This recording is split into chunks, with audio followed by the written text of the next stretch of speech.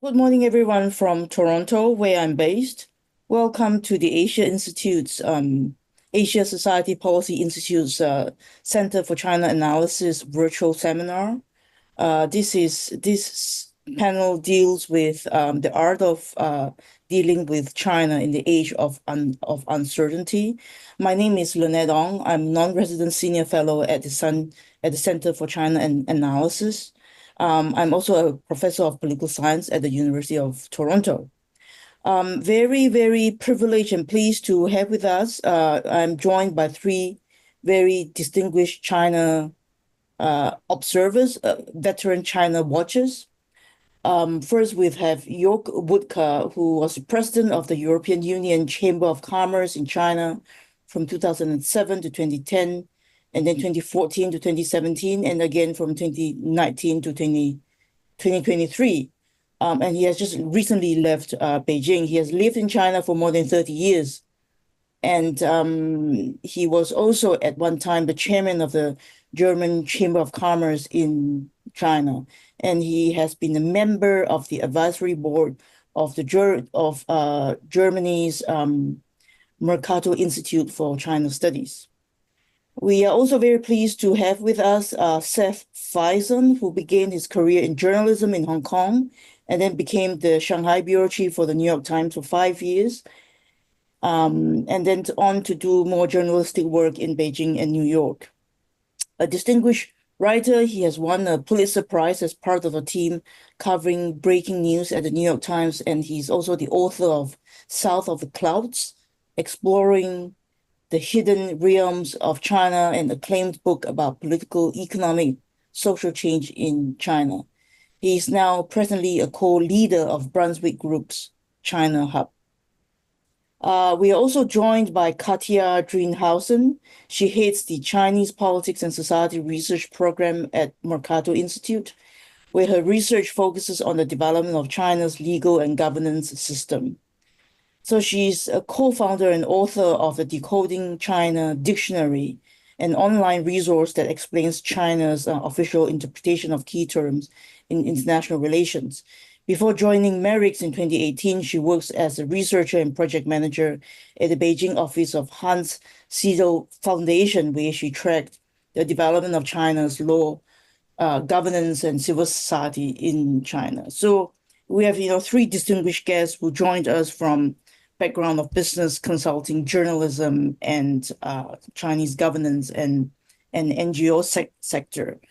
The theme of this seminar is really to talk about, how do we actually deal with China in the age of uncertainty. As a China scholar myself, who have studied China for a long time, I have also witnessed the political and economic cycles that China have gone through. We have seen the opening up and closing of Chinese politics and the economy, the ups and downs of its political system. But I think none as challenging as we have that is before us today. So uncertainty has arisen for a number of reasons, but more recently, I think political tightening under Xi Jinping, as well as the lack of predictability of the Trump administration, are some of the most acute challenges that are facing us. And I think China has undergone significant transformation, particularly in the last decade under Xi Jinping. And I would say particularly the case after the end of the zero COVID policy in 2022. About, from a scholarly perspective, about 75% of the China scholars, I think, have not been able to return to China since the end of the pandemic. And in the academic world, China scholars face the reality of closing archives, forbidden field sites, random arrest, and overall a rather dim future of how the field of China studies may evolve. So that is how things look like from my perspective. So I'm very eager to hear from our distinguished guests who could bring unique perspective from their respective fields. So I would start with York. If you could give us some introductory remarks of, your vantage point, how you view China and how your experience has informed you about, how we could address the challenges that are before us today. Well, thank you, Lynette, for inviting me. Well, background is I came first time in 1982 by train from Germany to China, and then basically lived in Taipei 84, 85 when Taiwan was still autocratic. But it gave me sort of my calibration because I experienced a Chinese civilization without communism. And that helped me in order to then live in the mainland of China for 35 years to understand that there's one thing, the Chinese civilization, and there's the Communist Party, which most people just lump in together as that is China or that is the Chinese. That helped me really to understand how to navigate this system, that there are several layers of China, basically. So Taiwan was 84, 85, extremely important for me to actually get my views on China done. And then I came back 87 to 90 for ABB, and then 93 to basically last year, again, ABB and BSF. And of course, I went through the whole thing of ups and downs. The low point, of course, was June 89, the shooting, where I was in Beijing, and the subsequent economic malaise. Also myself busy on force majeure negotiations as, of course, ABB withdrew its people from the construction sites. And then, of course, I had the ups. I came back in March 93 to Shanghai, and Deng Xiaoping has just unleashed China's animal spirits, and the economy was just incredibly strong. And to the point where I was riding a high when the world went down in flames. I was in China in 2008, 2009, 2010, witnessing a short crisis, but basically a boomtown afterwards. And that was very important for myself in the engagement with the Chinese government, because the US, the great financial crisis, went down in flames. And what my old friend Liu Mingkang, the former banking regulator, said, a little bit of my political and economic coach, told me, we looked up to you guys so we could actually tell the leadership this is how it's getting done. But after 2008, 2009, on the economic side, there was nothing to tell these leaders anymore, because our system was stable, your system was basically disintegrating. And then came, of course, Brexit, then came Trump won, and any notion that democracy is cool is out the window, So in a way, that has really changed the perception when Xi Jinping came to office in 2012 as secretary and 2013 as president, that actually there is something that we China can learn from outside China. It was all about it's us. The West goes down and the East is rising, and that's why he has this kind of strong policy. Of course, business went on strongly, even in COVID times. Until 2022. 21, I think, was the best year most companies ever had. And again, benchmarking it, what happened in the rest of the world, China looked really, really good. And that was basically the problem, because Xi Jinping assumed that this is the case going forward. But 2022, 2023 was a disaster, and now we're limping along in the economy. That was not the reason why I left in August last year, China, moved here to Washington, but I retired. But at the same time, I felt like, full circle. First of all, the economy is not as red pepper hot as it used to be. And second, I experienced more of these kind of closing up of China, which I actually experienced in the 80s, where it was closed up or was opening up. And now basically I left China, and I had the worry that China is reversing its openness that actually brought them so many advantages. Very interesting. Thank you for that. Seth? Thank you, Lynette, and thank you, Joerg. I have covered the same time period, also going to China in the 1980s. I went there to learn Chinese and spent 2 years studying full time, a year in Xi'an and a year in Beijing. And then I went to Hong Kong and became a journalist for the South China Morning Post. And to my great luck, was sent by that newspaper to be based in Beijing starting in 1988. So I was there in 88 and 89 and 1990. And for a young journalist, that was a life-changing experience to witness such a deep political upheaval and to draw really lifelong lessons about following a deep institutional crisis, detecting the multiple causes and outcomes. I was truly shocked at the amount of wrong information and misinformation in all directions that came out of that crisis, and learned the importance of talking to knowledgeable insiders, being cognizant of history, and constantly striving for clarity and better information. As we all know, China is a complex civilization and a complex political and social reality. It is always interesting, and it is always a great, wonderful challenge to figure out what's going on and how to explain that for others. It was great training for me and great experience as an American journalist in China to be constantly thinking about and finding ways to explain to international readers what was really going on, what was really important to people, what were the deeper trends going on. And it was my great privilege to be based in Shanghai, but traveling all over China in the 1990s, as Joerg has said, at a time when the animal spirits were unleashed in terms of openness and economic development.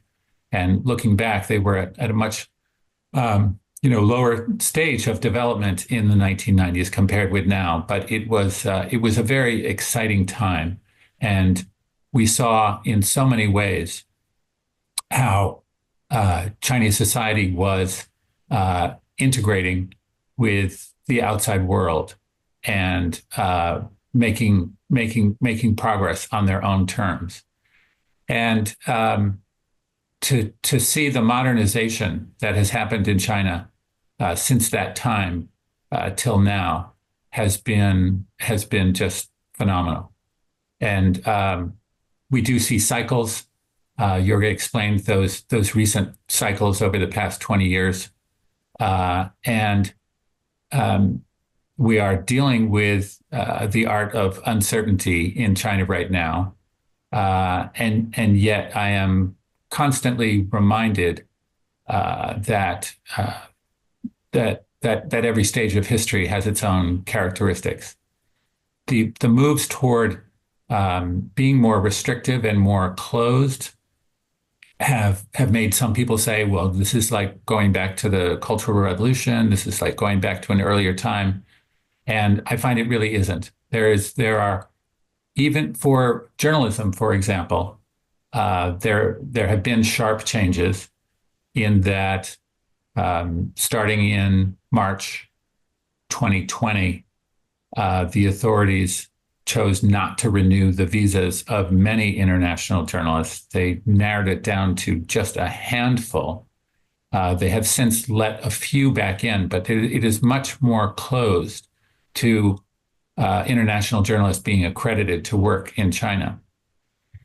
And yet, the leading international journalist organizations are doing a good job of covering China, even with journalists who have to be based in Hong Kong and Taipei and Seoul and Singapore and New York and Washington and London and Brussels.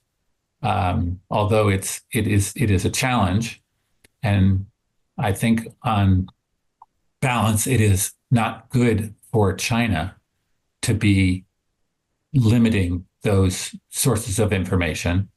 We are still following pretty well what's going on within the country. So it is following and deciphering what's going on in China in an age of uncertainty is an art. And I am now, as I have been for the past 20 years, working as a consultant, advising companies and organizations about how best to deal with their specific challenges that connect with China.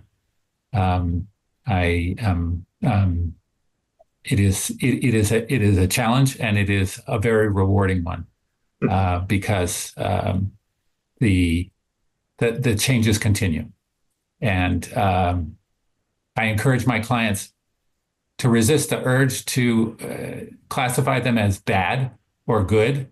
They are always interesting. They have different impacts on different companies, but it is an ongoing dynamic. I'll leave it there. Very good. Thank you for that. Katja? So since moving back to Germany from Beijing in 2018, I have been working at MERIX, one of the largest research institutes that solely focus on current and policy-oriented research on China. And I now do that mostly through remote analysis of a country that is closing off in many ways. Repeating here points that York and Seth have already made. But it's really a country where all of us in this field trying to increase knowledge about China, are facing very similar difficulties in gathering information and having access to counterparts within China. And it is, in many ways, also for me, coming full circle. Because when I first lived in China, in my childhood with my parents at the time, in the early 1990s, it was a very different country that I encountered. It was just before the kickoff of maybe the most transformational period of reform and opening. I went on to study Chinese studies, to study China, because that time really sparked the interest in me in continuing to follow this amazing country. And what is quite striking, looking back at my years studying in university, especially in the early 2000s, is that the basic working assumption at the time was that ideology was not to be taken too seriously. It was pragmatism that reigned within the country. There were the great hopes of integration, the land of opportunity, and a new economic miracle that really Joerg and Tess already spoke about. And that is something where I've really learned to overturn and challenge those assumptions that were given me kind of on my way of studying and engaging with the country. And that's also because I've had my most formative years, I guess, living and working in China from late 2007. And I worked, as Lynette said in the beginning, in the NGO sector for a German political foundation starting in 2009. And that gave me the privilege to see China's social and political transformation really close up. I did have the opportunity to engage with Chinese official partners and counterparts in official exchanges, in delegations. And I really think it's important to also sometimes look back at the supposedly better times under who and when, and think about the initial excitement around the Olympics, but also what happened at the same time. It was a time when you had a lot of journalists in the country that covered arbitrary state action, land grabs, environmental pollution. It was a time of corruption and deep social friction. It was a time when you had 8% growth. And yes, China was the land of economic opportunity, but you also had discussions in Chinese media of a blood-tainted pursuit of GDP. And it was a time where you could really see the trade-offs and side effects of central party policy. And for me, that's a lesson that I really took away and carry into my research on China today. Not just the trade-offs, but also the individual costs of central policy. And that was something really at stark display in the zero COVID policy. But also that policymaking in China is difficult, that not everything is functioning according to this assumption or impression of authoritarian efficiency, but especially in the social policy field, there are conflicts of interest, there's stagnating reforms, there's lots of infighting, and that's something often not necessarily easily perceptible from the outside world, but something to keep in mind. I guess one of the most informative endeavors for me was observing, tracking, and documenting the rise in early years under Xi Jinping, and especially what that did in the civil society field. The rise of national security discourse, really looking at engagement with the outside world and the West as a source of continuous danger to the country, but also to the hold on power for the Chinese Communist Party.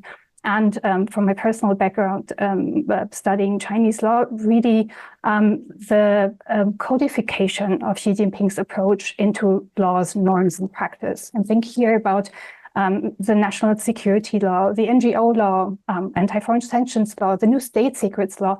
That's really started to build a new wall around the country and have affected how and to what extent we can engage. And that brings me to maybe three pieces of advice or lessons that I've taken from the past 2 decades studying and working on China. The first one would be to take ideology and political rhetorics really seriously. Xi and the party, they say what they mean, and they very often do what they say, or at least attempt to.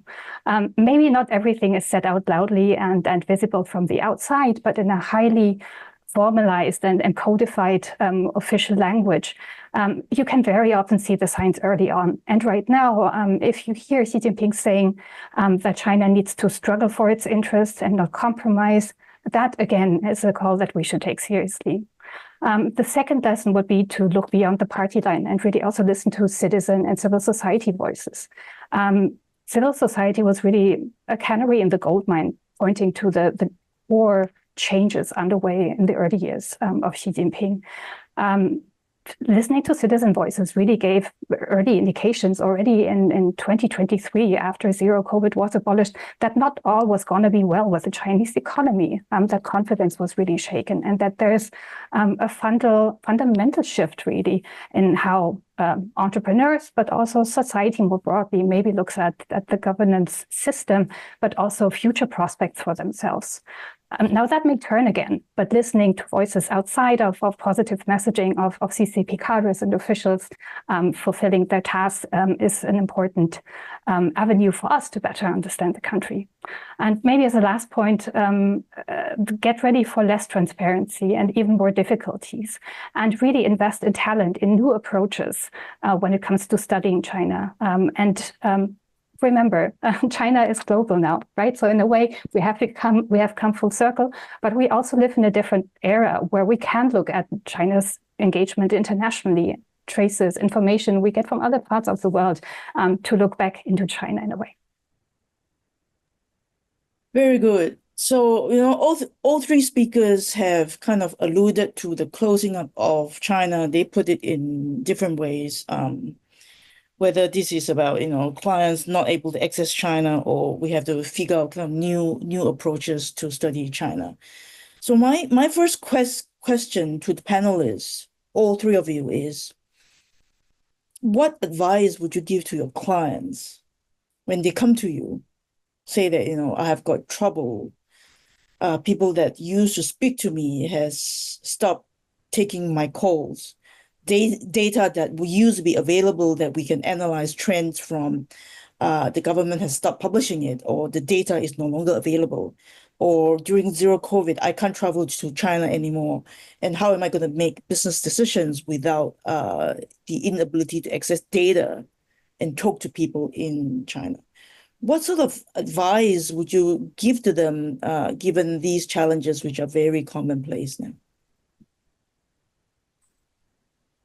Maybe I start. There are always smarter people than myself or others that actually can decipher China.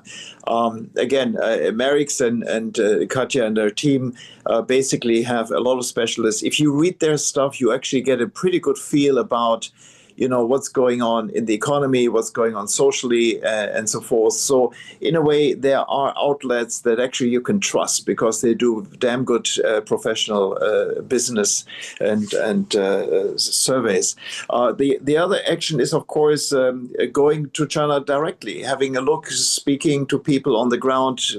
It is harder this way now to Chinese nationals, but you can still find people that you can actually get a good sense of where the economy, for example, is heading. Again, you can take the GDP data at 5% growth as face value, or you look up Rhodium and Logan Wright, who writes about peak China, and he believes that China has been growing last year, for example, by 2.8 to 3%, which I think is far more sensible. So if you are in business, you actually want to sort of scout around and find the person or the people that actually can help you to get a good feel for this. Data sets are notoriously difficult in China, of course, but there is a sense of plausibility. For example, if you look in 5% and then you look into diesel, for example, diesel consumption. I mean, there are trucks going left and right. And you can see that if there's a decline in diesel consumption, there must be a decline in logistics, and there must be basically a rougher economy than it is announced. So in a way, the other thing is then, of course, you have to watch, as Katja said, China is becoming more global. You have to watch that space where China is heading, in business in particular. China is exporting like crazy. And the exports are partly on the back of a limping economy back home. And so if you're in business and you have maybe some business in China, but you have to watch your business elsewhere, the global south, for example, where the overcapacity is now coming really, really strong. So it's not just China you're dealing with Chinese entrepreneurs and Chinese companies.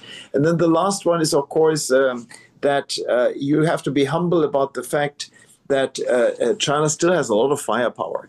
Even though the economy is limping along, and even though that maybe the politics looks a little bit more weird, at the same time, you have these guys that develop DeepSeek. You have the fellows that actually are coming up with incredible new developments.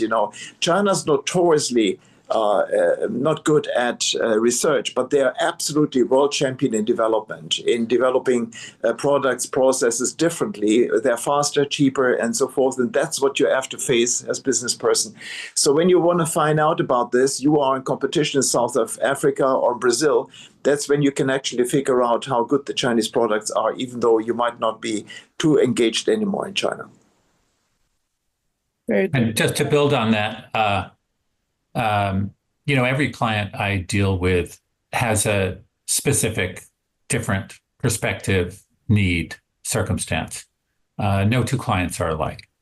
But that said, we do recognize things that will be helpful for all clients. And I would mention 4. One is the absolute importance of consulting with knowledgeable insiders. In whatever industry it is, for whatever perspective is needed, it is always important to get to knowledgeable people and get their perspective, often informally, so that they can speak honestly. Number 2 is be aware of the history and circumstance. Do not get fazed by the latest chatter about how the Chinese economy is suffering so badly. The overall economy is very resilient, and different industries are advancing at different speeds. So stay focused on the true circumstance and look past the headlines. Number 3 is have a mindset of constant evolution in terms of getting clarity and perspective on information. There are developments every day that can better inform decision-making. And 4th is stay attuned to political developments. The authority and the force of the Communist Party leadership is strong, and political trends vary. They go through cycles, and staying attuned to political developments will always serve everyone well. Over to you, Katja. Actually, I'll build on what both of you have said, maybe adding a few points here on, how to conceptualize, I guess, approaches to expand and update your knowledge about the country. I guess the first thing that I would do, or we actually consciously do in our research, is to, if you get the positive official framing numbers, look for counter discourse, look for sources that can help you right size, reassess, kind of correct your first impression. Just don't take the positive spin and the headlines for granted, especially if they come from state media. But also don't discount it entirely, right? I mean, we're talking very often about the authoritativeness or truthfulness of Chinese sources. I do think it's good to keep in mind that it's a mixed bag. The same statistics from the same ministry can be at times very accurate or highly misleading, depending on how politicized a certain question or topic is. So again, just look at whatever sources from, when it's about the employment market, look at local gazettes, look at local reporting about the state of employment or unemployment, even social media, right? On every topic, there may be a source or two or many that can help you just get a better contextual assessment of how and to what extent you can trust official numbers. Secondly, I guess be agile in your research approaches. The kind of truthfulness, veracity, trustworthiness of the same institutions, numbers and publications may change depending on the circumstances. So it's always good to recalibrate how you try and answer a question with every single client research question, and even year that you try and answer the same question again. Last but not least, I think it's really important to mix research approaches or approaches of how to gain a better understanding of the country. As Jörg said, it's really important to travel there. It's really important to talk to people. But some types of research can only be done safely from outside of the country. And so it's important really actually to cross maybe even bridges between different research approaches, institutions and academia, civil society and the corporate sector, and really get together, exchange pieces of information, because we can only kind of close at least some of the gaps in the big puzzle if we work together and share pieces. Very good. So I'm curious about, China today, and given the geopolitical situation and all the uncertainty that we face, what do you think are the remaining opportunities that you would advise your clients? So what are the opportunities and what are the risks of dealing with China today compared to, say, 10, 15 years ago? Well, let me start on business. Sure, consumption is not very good. Investment climate also not very good. It's not just that foreigners are leaving China. Chinese are leaving China. I mean, the private entrepreneurs are looking for investment opportunities in Europe, in Africa. They would love to invest in the US, but the US turns out to be a little bit more difficult. But what you can do in China is what I call the fitness center China. You have an incredible deep bench, for example, in engineering. 50 out of the top 100 universities in engineering are in China. 47 out of the top 100 universities in chemical engineering are in China. So in a way, if you are, like my previous employer, BASF, short in engineers in the chemical sector in Germany, of all places, you can actually build up competence in China, as we have done in 2017. And it grew from 4 employees to 400. So these fellows are doing basically the conceptual work for facilities across the world.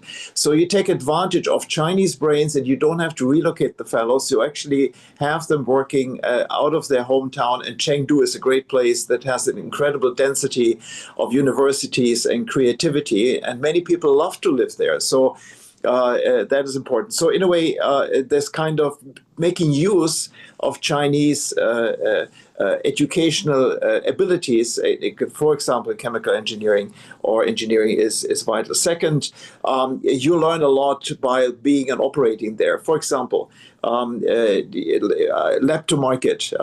China is incredibly demanding. The customers are changing their taste buds every time. If my grandfather drove a Mercedes-Benz, my father drove a Benz, I'm sure going to drive a Benz. In China, there's no such a thing.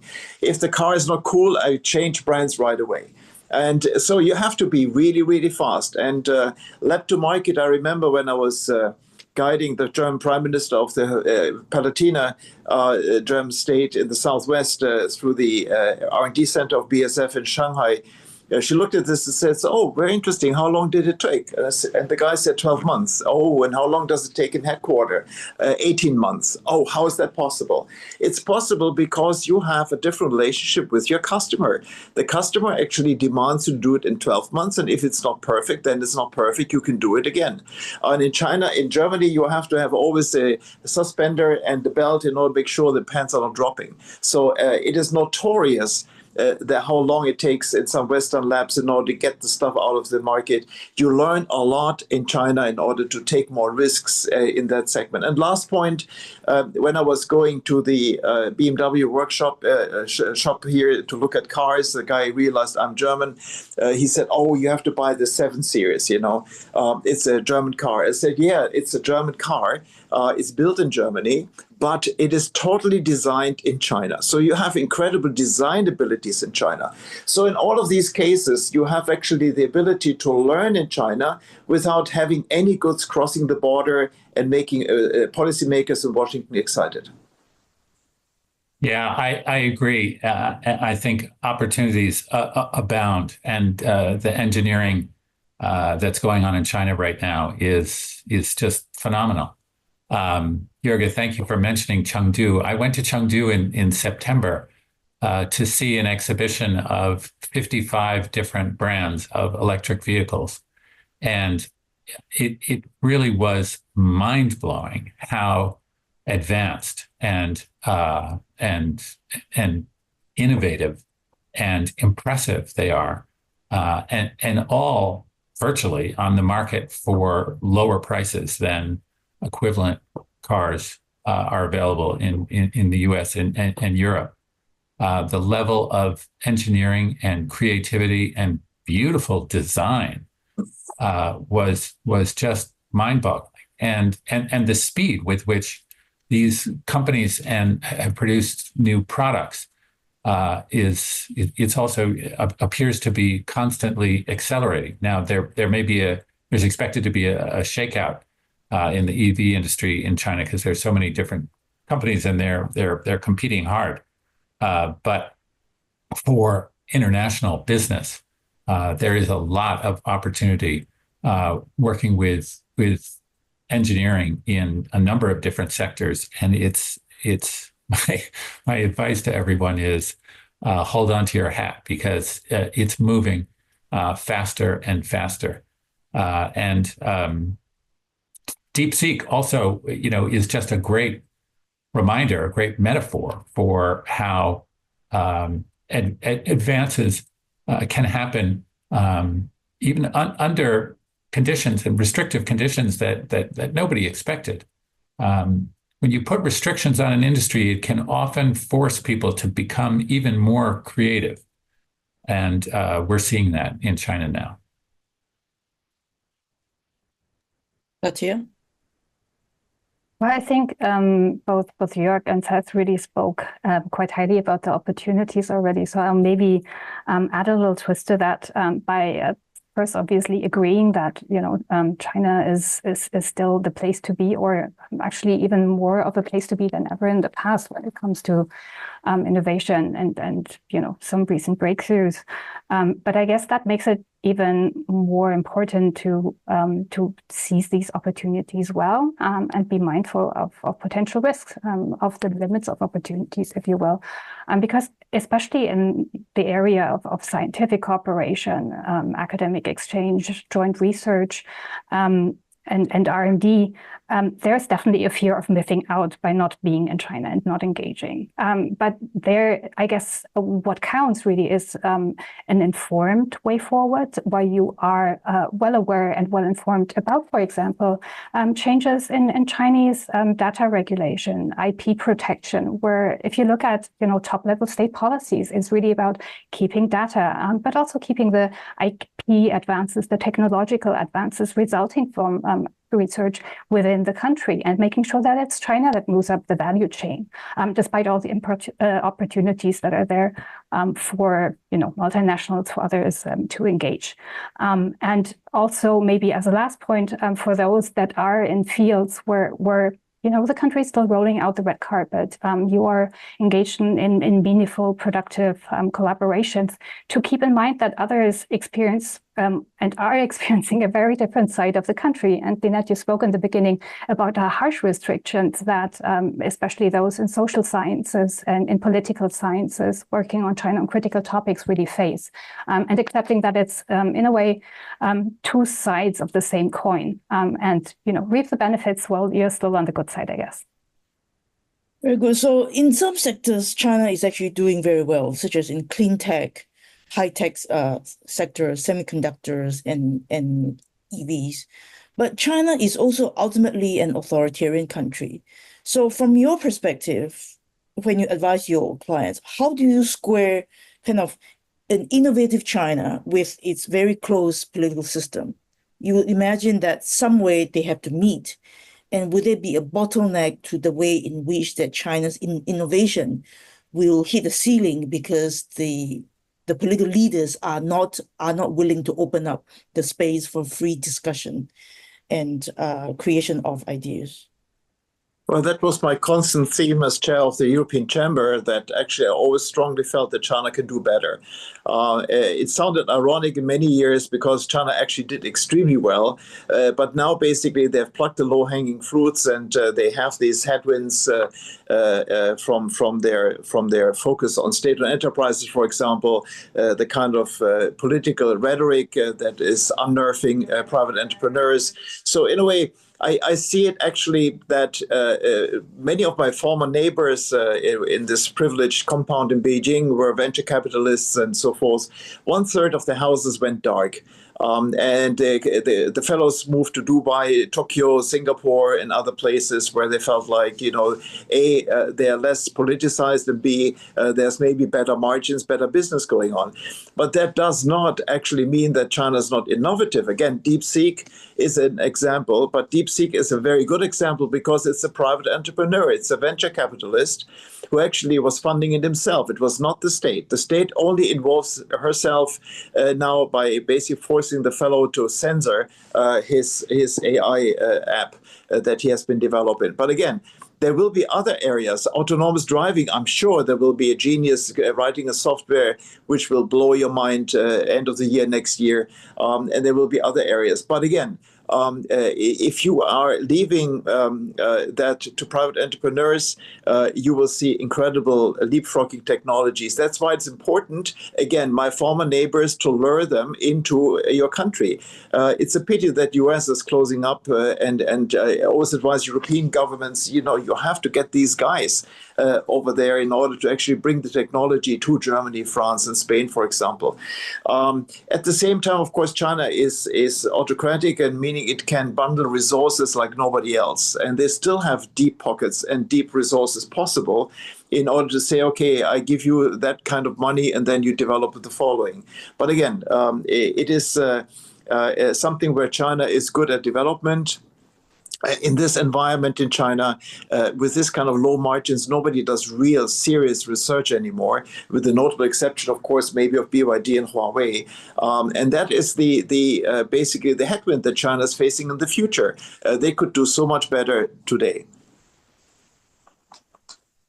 Yeah, I fully agree with all that. And for international business, it really is alarming and chastening how much the security forces have been empowered. And we see many instances when they are acting in ways that are very perplexing and are hard to explain and hard to justify and seem to be just motivated by officials in the security apparatus exercising their authority and power to a degree that we had not seen before. And we sometimes wonder how much the leadership is aware of just how negative that is for China's overall development and for cooperation with international business. Lynette, it is a dilemma, absolutely.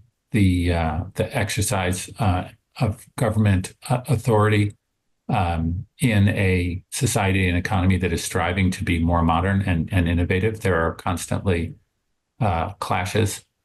And I'll also add, it's very striking for someone like me when I interact with Chinese officials, how much their mindset is completely embedded and supportive of the public sector, the state-owned enterprises.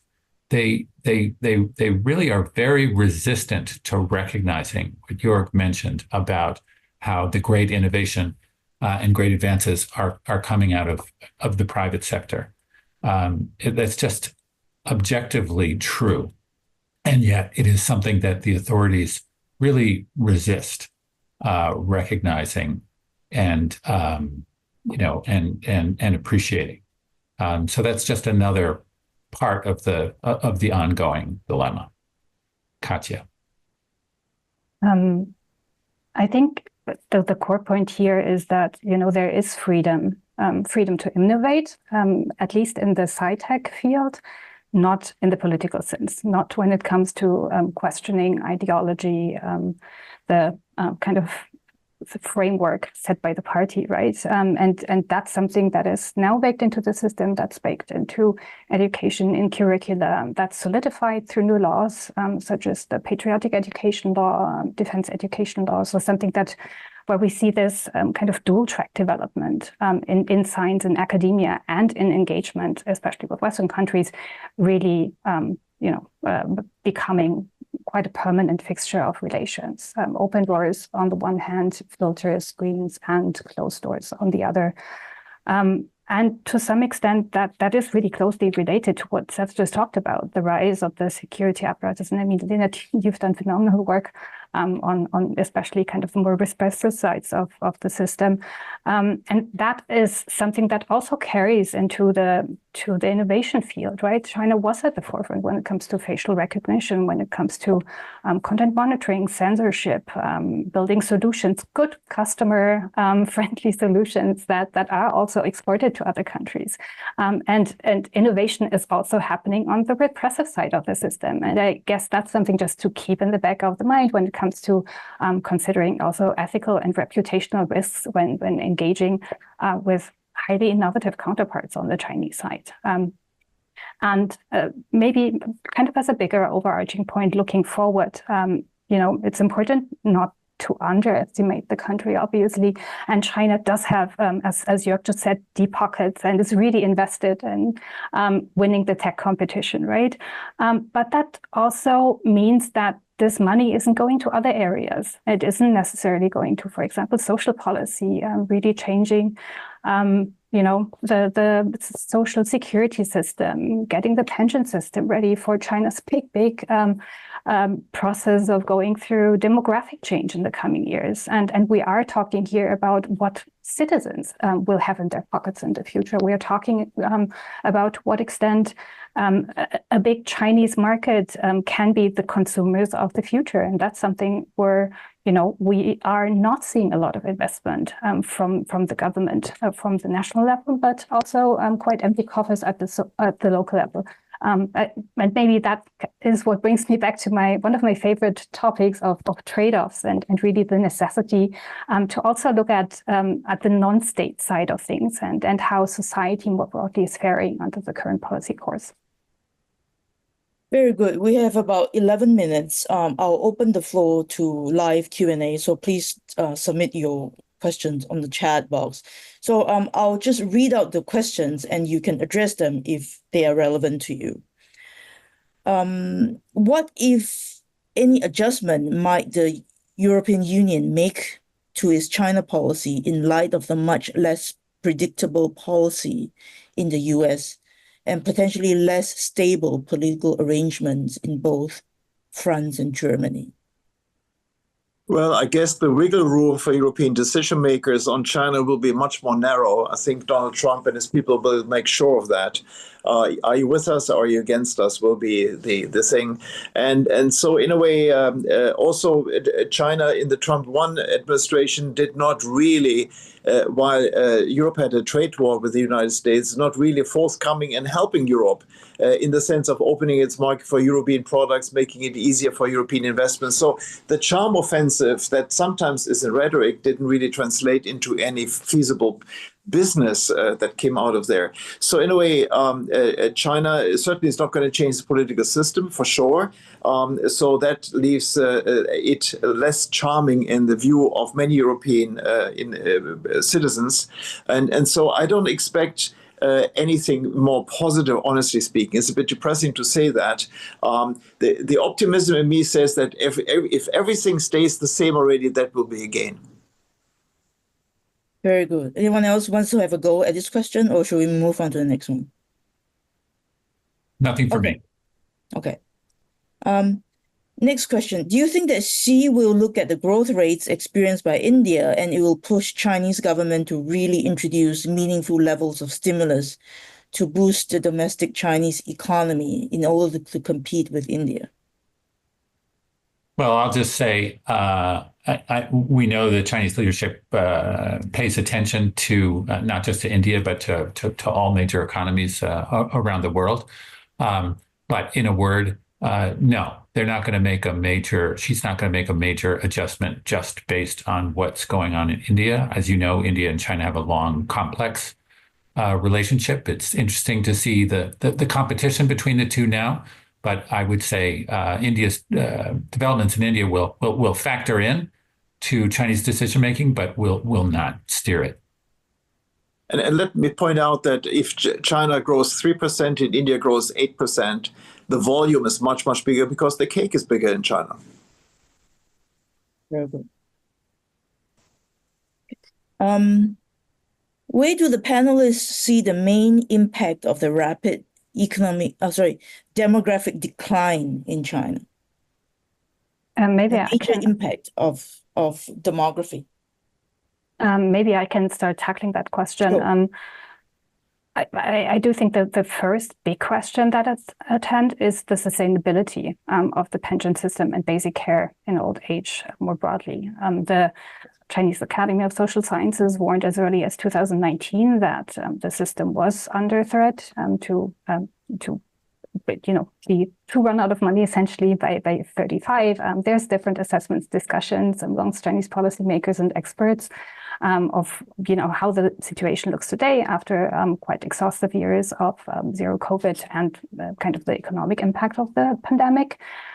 So the question really is both kind of in the urban, the rural systems, who has how much money left to go around, and will the current reforms of the pension age that for the first time in 70 years really extended the retirement age be enough to actually fill the gaps that are opening up quite quickly.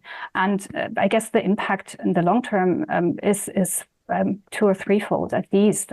One is just the general level of care and the burden that this places on the next generations, both in terms of physically taking care of parents, but also in financing care in old age, because luckily the average lifespan in China has gone up quite a bit thanks to the economic growth and a better life circumstances in the past decades, right? But that also means you have both an elderly generation and a younger generation that grew up in the boom times of China's economic miracle and that have much different expectations, including towards the state and taking care of them than in the past. And if these expectations are not met, that can seriously dampen trust and support for the Chinese leadership in the mid to long run. And I think that's why we are, after decades of dragging feet, we are finally seeing some action in this field. Anyone else wants to add to the? Yeah, I'll just add, people are constantly asking me if I think the incentives that the Chinese government are now giving to try to change the demographic trends are going to have an effect. And my judgment is no. People are having fewer children for reasons that are not going to be affected by attempts for incentives given by the government. I will also say that having watched a very dramatic change in the restrictions and the attitudes and the social behavior towards reproduction in China. I mean, for those of us who were there in the 1980s with strict enforcement of the one-child policy, we would never have imagined that now the tables would be completely turned. I would just caution anyone against predicting where the social mood will be 10 years from now or 20 years from now. The demographic trends are absolutely clear, but it is very hard to predict where things are going to be in terms of social mood 20 years from now. Very good. Next question. What advice do you have for young journalists going to China today? What are the underreported stories and what would you pursue? Well, as the ex-journalist, I'll start with that. My advice to young journalists going to China today is work hard, talk to everyone. There's no one kind of story that needs to be reported. There are all kinds of stories. And there are restrictions on journalists in China, but there is a lot that you can do. There is tremendous access to data, to life on the ground, towards changes in modern life. It is always a great time to be a journalist in China. There is an endless amount to write about, and there are great challenges in getting it done, but it's a wonderful field to pursue. I would outline two areas. One is the fitness center China, because that has an impact on our home countries, basically. The better Chinese companies get, the more we gain from it, but also the more competition we have. So the second is go to the countryside, look into the underbelly of China, read Scott Rosell, read Scott Kennedy's reports on these areas, and because that area will have an impact on the political stability of China.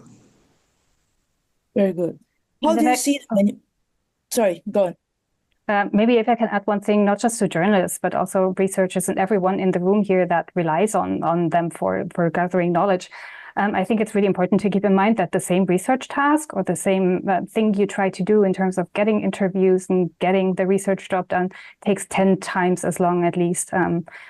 Information keeps disappearing, doors get shut in your face. So build up resilience and think about 5 different ways to get to the same point. Great. So we have time for perhaps one last question. How do you see the manufacturing, specifically renewable energy sector in China shaping up, considering its considerable overcapacity in manufacturing and all major economies putting up tariffs and non-tariff barriers for a range of reasons? Well, Seth was alluding to this in his visit to Chengdu. There will be market consolidation. I mean, it can't go on like that. If you produce 2.5 times global, they have 2.5 times the global demand can cover from China. So China is just overproducing everything: wind turbines, solar, batteries, cars.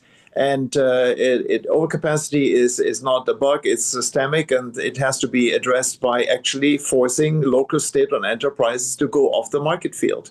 So I foresee a major market consolidation because everybody does stuff, nobody makes money. Yeah, fully agree with that. And at the same time, from an international perspective, let's recognize that BYD, CATL, Xiaomi. I mean, they are making incredible, innovative advances in the level of technology and the quality of the product that they're producing.